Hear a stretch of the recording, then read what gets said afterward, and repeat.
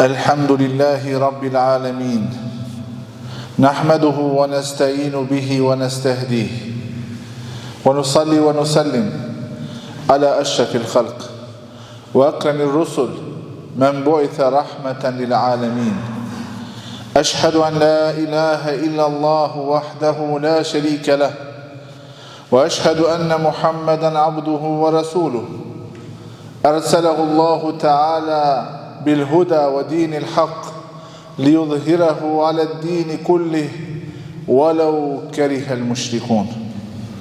Allahun e falenderojmë. I pejgamberin ton Muhammedin salavatet më të përzgjedhura i dërgojmë. Dëshmojmë se nuk ka zot tjetër të vërtet përveç Allahut. Dhe dëshmojmë se Muhamedi alayhi salatu wassalam është robi dhe i dërguar i tij. Allahu e dërgoi me shpallin e fundit, Kur'anin famëlart, udhërofyes se si të jetojmë jetën në këtë dunja dhe si të arrijmë të fitojmë shpërblimet e Allahut në ahiret dhe në xhenetet e tij të larta. Të nderuar vëllezër, urdhri i parë apo detyra e parë e besimtarëve është që të mundohen të bëhen gati për ditën ku do të dalim para Allahu subhanahu wa taala. Allahu subhanahu wa taala në Kur'an thot: "O ju që keni besuar, bëhuni të devotshëm, dhe secili nga ju le të shikon çfarë ka përgatitur për ditën e nesërme." E ka për qëllim për ditën e gjykimit. Pastaj thot: "Përsëri bëhuni të devotshëm dhe dijeni se Allahu në hollësi i di gjëra që ju i bëni." Nëse ne si besimtar kujdesemi, nëse ne si besimtar jemi të devotshëm, Allahu subhanahu wa taala do të na jep një jetë të mirë në këtë botë dhe do të na lehtëson dhënien e llogarisë në ditën ku nuk bën dobi asgjë përveç veprës së mirë, imanit dhe zemrës së pastër të mbushur me iman. I dërguari Allahut një ditë e këshillonte njërin prej ashabëve që quhet Ibn Abbas, i cili ka qenë djali i Axhës i pejgamberit, dhe i thot: "Ja gulam, inni uallimuke kelimatin fahfadhha." O djalosh, po ti mësoj disa fjalë, e ti mbaj mend mirë këto fjalë, sepse të bëjnë dobi. Dhe këshillën e tij Resulullahi alayhi salatu wassalam e filloi me fjalët: "Ihfadhillaha yahfadhka, ihfadhillaha tajidhu tujahak." Ruaje Allahun e Allahu do të ruaj ty. Ruaje Allahun do ta gjesh çdo herë Allahun para teje. Kjo është përkthimi i cili ka nevojë pakës për shpjegim. Si ka mundësi që njeriu ta ruan dhe ta mbron Allahun subhanahu wa taala? Në realitet, ndoshta përkthimi më i mirë do të ishte: "O ti njeri, ruaje vetveten prej Allahut e Allahu do të ruaj ty." Do me thonë, nëse ti i ke parasysh urdhrat e Allahut xheleshan, nëse ti i ke parasysh ndalesat e Allahut, nëse e ke shqiptuar besimin dhe e ke mbushur zemrën tënde me iman, edhe vepron kështu gjatë jetës tënde, atëherë ti do ta fitosh mbrojtjen dhe ruajtjen prej Allahut subhanahu wa taala. Nëse ne ruhemi prej Allahut, vazhdimisht do ta gjejmë pranë neve dhe para neve Allahun i cili do të na ndihmon, do të na lehtëson çdo vështirësi, do të na ndihmon në momentet e sprovave, do të na lehtëson rrugtimin tonë në këtë jetë me të cilin ne fitojmë ahiretin e Allahut subhanahu wa taala. Ruajtja e Allahut është dy lloje.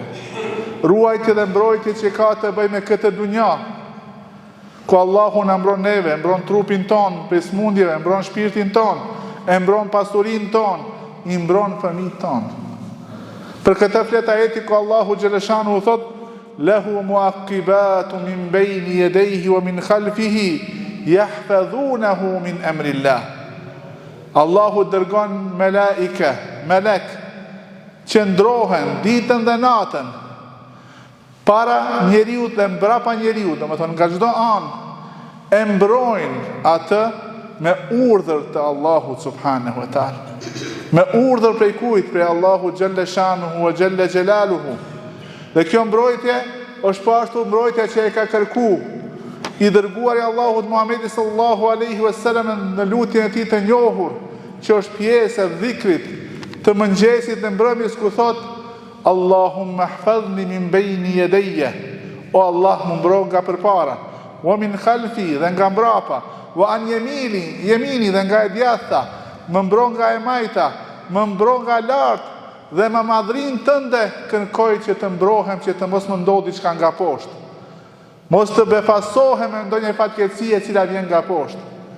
Siç e tham, kjo mbrojtje dhe kjo ruajtje për Allahut ka të bëj me këtë dunja. Po ashtu, lloji i mbrojtjes dhe ruajtjes që njeriu e fiton për Allahut, nëse është besnik në ata që e thot amantu billah, është e mbrojtja e fesë. Edhe ja mundson njeriut që të largohet nga devijimi, ja mundson njeriut që mos ta mashtron as ndonjë ëndje e kësaj dunjaje, e as ndonjë dyshim i cili ka mundësi ta kaplon zemrën. Ka dyshime të tilla sa që edhe njeriu i mençur, i arsyeshëm, ja humb mendjen dhe e habit dhe e huton, dhe ai ngelet në mëdyshje si të vepron. Shejtani shfrytëzon këto dy gjëra, epshet e njeriut, atë që Allahu e thot në Kur'an, inna nafsa la'ammaratun bisu, me të vërtet nefsi i njeriut anon ka hekeqje, mundohet që t'i kënaqë krejt dëshirat e tij dhe kënaqësitë e tij në këtë dunja dhe ta anashkalon ahiretin. Po ashtu arma e dytë janë dyshimet. A vërtet ekziston ahireti? A është e vërtet se ka xhenet? A thua vallë, është e vërtet se ka edhe xhehenem? Këto janë dyshime që shejtani mundohet që t'i vendosë, që t'i fusë në zemrën e njeriut dhe në këtë mënyrë ta devijon. E nëse ne jemi për atyre të cilët e ruajmë Allahun, do me thonë ruhemi për Allahut, duke bërë ibadete, duke u largu prej dalesave, do të jemi të mbrojtur në këtë gjë. Allahu do të na e mundson që të jetojmë jetën tonë në Islam dhe të na jep një përfundim të mirë, pas të cilit vijnë kënaqësitë që nuk munden të përshkruhen në xhenetet e larta të Allahut subhanahu wa taala. Ky lloj i mbrojtjes është i përmendur në duan që e bënte pejgamberi sallallahu alaihi wasallam kur thojke Allahumma hfadhni bil islami qaima. O Allah, ma ruaj islamin kur jam në këmbë. Allahumma hfadhni bil islami qaida. Ma ruaj islamin. Islami, siç e kemi thënë në një hadith, thot pejgamberi sallallahu alaihi wasallam, është kapitali kryesor, pasuria kryesore e njeriut. Pa këtë gjë, pa islam, mos të shkon ndërmend se do të shpëtosh në ahiret. Për këtë shkak pejgamberi ajsam ka kërkuar që Allahu ta ruan islamin e tij, kur ka qëndruar në këmbë, kur ka qëndruar i ulur, kur ka qëndruar i shtrirë. Pastaj thoshte wala tushmit bi aduwan wala hasida. Edhe mos e bë që me devijimin tim, kur ta humbi rrugën, kur të devijoj, subhanallah, kush gëzohet nëse një rob devijon, largohet. Gëzohet i mallkuar i shejtani, po ashtu gëzohet armiku i ynë i cili na xhelozon. Njëra prej gjërave për të cilën më së shumti na kanë xhelozi ne muslimanë është imani jon, besimi jon i pastër, i kulluar si kristal. Prandaj thot pejgamberi sa në këtë dua, mos e bëj që me devijimin tim të gëzohet as armiku, dushmani, as ai që më ka zili, që më xhelozon. Kjo dua ka të bëj me ruajtjen dhe mbrojtjen e Allahut në çështjet e fesë. Elhamdulillah, Allahu e ka zbritur Kur'anin. Edhe pejgamberi alajhissalam i ka thënë hadithet me qëllim na mësu për gjëra të dobishme. Dhe na ka mësuar disa sebepe me të cilët ne e fitojmë mbrojtjen dhe ruajtjen prej Allahut subhanahu wa taala. Çështja e parë është devotshmëria. Atë që e tham, ku njeriu i ruan kujdeset për urdhrat e Allahut, dhe largohet prej ndalesave dhe e ka mbushur zemrën e tij me iman, me bindje, Allahu do ta mbron atë. Allahu në Kur'an thot: Inna Allaha ma'al ladhina taqaw wal ladhina hum muhsinun. Allahu është me ata. Në këtë ajet prania e Allahut, përkrahja e Allahut, mbështetja e Allahut, nën kupton edhe mbrojtjen e Allahut. Kë e mbron Allahu? Ata që janë të devotshëm. Devotshmërinë e kena shpjeguar shumë herë. Edhe me ata që janë bamirës. El ihsan e kemi shpjeguar se shkalla më e lartë e bamirësisë është kur ne ta madhrojmë, të adhurojmë Allahun sikur jemi duke e pa. Edhe pse ne nuk e shohim, jemi të vetëdijshëm dhe të bindur se Allahu na sheh. Njerëzit sot fatkeqësisht nuk e kanë të zhvilluar këtë ndjenjë të mbikëqyrjes së Allahut subhanahu wa taala. Allahu xhaleshanuhu e sheh, thënë dietar, milingonën e zezë, mbi shkëmbin e zi, në errësirën e natës dhe e dëgjon ecjen e kësaj milingone. Allahu e ka dëgjuar lutjen e Yunusit alayhis salam në brendin e 3 errësirave, fi dhulumatin thalat, i ka përmendur në Kur'an. Prandaj o besimtar, o njeri, këfillu dhe kthehu asaj e cila ta siguron jetën e mirë në këtë botë dhe shpëtimin në ahiret. Thot një dietar, kush është i devotshëm, Allahu është me të në çdo situatë. E me kë është Allahu, ai e mbron nga çdo gjë, nga fatkeqësitë e kësaj dunjaje, po ashtu edhe nga devijimi nga rruga e drejtë dhe e bën të mundshme që të hyjë i shpëtuar në xhenetet e Allahut xhalla shanuhu ve xhalla xhelalu. Çështja tjetër që ja siguron njeriu mbrojtjen dhe ruajtjen e Allahut është tauhidi, besimi në vetëm një Zot. Siç e tham, besimi i muslimanëve është besimi më i pastër, i cili nuk lejon në asnjë mënyrë që të njolloset me asnjë formë të shirkut, asnjë formë të cilën ne e ngrisim ndonjë krijesë në nivelin e Allahut subhanahu wa taala. Allahu nuk na thot alladhina amanu wa lam yalbisu imanahum bidhulmin. Ata të cilët kanë besuar dhe imani e tyre nuk e kanë njollosur me padrejtësi. Padrejtësia në këtë ajet do të thotë shirku, që të adhurojmë dikë tjetër, të lutim dikë tjetër përveç Allahut subhanahu wa taala ose së bashku me Allahun. Ulaika lahumul amn. Për këta ka siguri. E kemi thënë, këta njerëz janë të siguruar, të mbrojtur, të ruajtur prej Allahut subhanahu wa taala, wa hum muhtadun. Dhe këta janë të udhëzuarit, ata që Allahu i udhëzon në rrugën e drejtë. Për sebepeve që janë ndihmon ta fitojnë mbrojtjen e Allahut, është duaja, është lutja. Ne i përmendëm di dua që pejgamberi ka përsërit shpesh, duke kërkuar që Allahu ta mbron. Edhe kjo dua është ajo e cila na bën të mundshme që ta shkurtojmë udhën edhe shumë shpejt të arrimit tek qëllimi jon. Kur u përshëndeste me dikë, pejgamberi sallallahu alaihi wasallam i thoshte: "Estaudiullaha dinaka wa amanataka wa khawatim amalika." Allahu t'ja lan në emanet, në mbrojtje, imanin tënd, amanetin tënd dhe veprat tua që do t'i bësh në fund të jetës.